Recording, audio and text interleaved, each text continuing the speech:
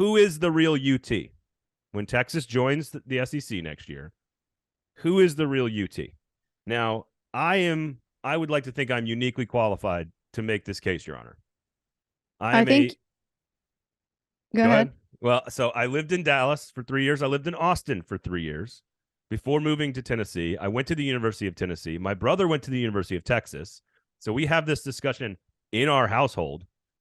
And when you go to grade school in the state of Texas, as all of you listening know, you get a lot of Texas history in your curriculum. I don't know what the curriculum is anymore with the current governor, but that's neither here nor there. So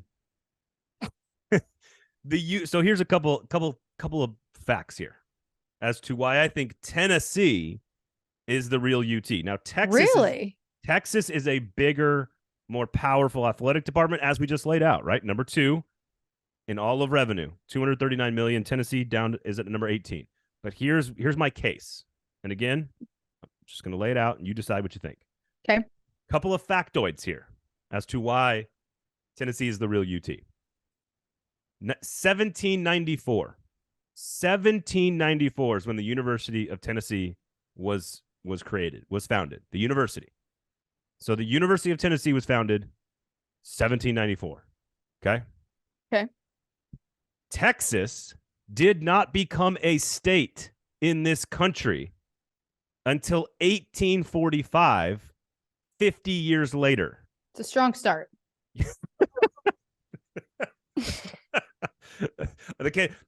The prosecution rests, Your Honor.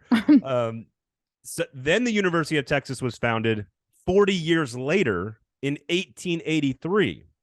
So the University of Tennessee, 1794. Texas was annexed by the United States December 29th, 1845. You're going to get a history lesson today on the show. So University of Tennessee, 50 years later, Texas becomes a state.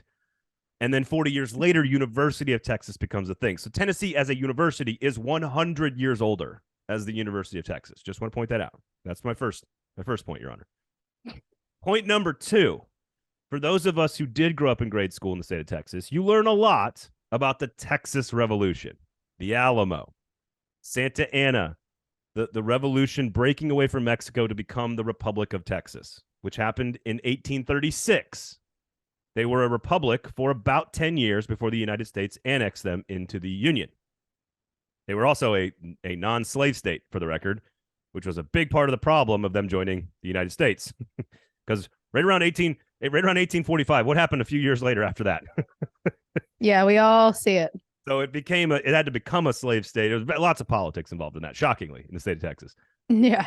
Who, Aaron Dugan, went down to the Alamo and died, according to Steve Spurrier? Pee Wee Herman. Jesus Christ. No, okay. Who went down to the Alamo and died famously in the Battle of the Alamo to try to win the independence for the state of Texas? They were called volunteers, and his name was Davy freaking Crockett. And he went down there from the state of Tennessee and went and died in the Alamo to help Texas win its independence. So not only was Tennessee 100 years older than Texas, but people from Tennessee went and helped Texas become a state and died for it.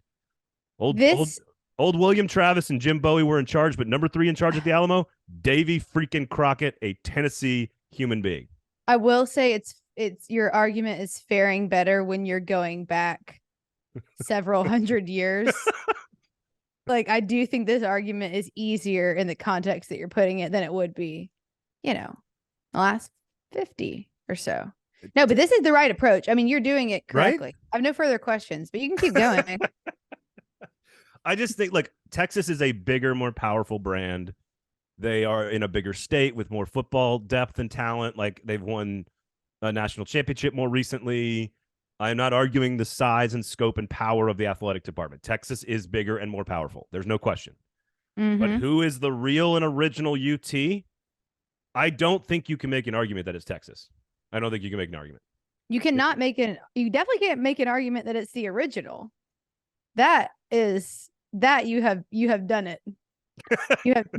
You did it. I feel like I had a pretty good case. Braden basically said, "You're welcome, Texas," and stamped it and was walked away. Well, again, this is the conversation I've had with my brother because he Well, went to Texas and I went to Tennessee. I've so been you've had a prepared. long time to build this. I've been prepared for this one.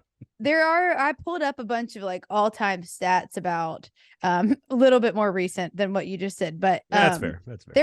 There is some, big discrepancies in, I think in certain categories, like but honestly, overall, like I was expecting a larger difference in like all-time record and like a bigger discrepancy between those two. I mean, the national championships, Texas has been to 4 and they're 16th, over of 131.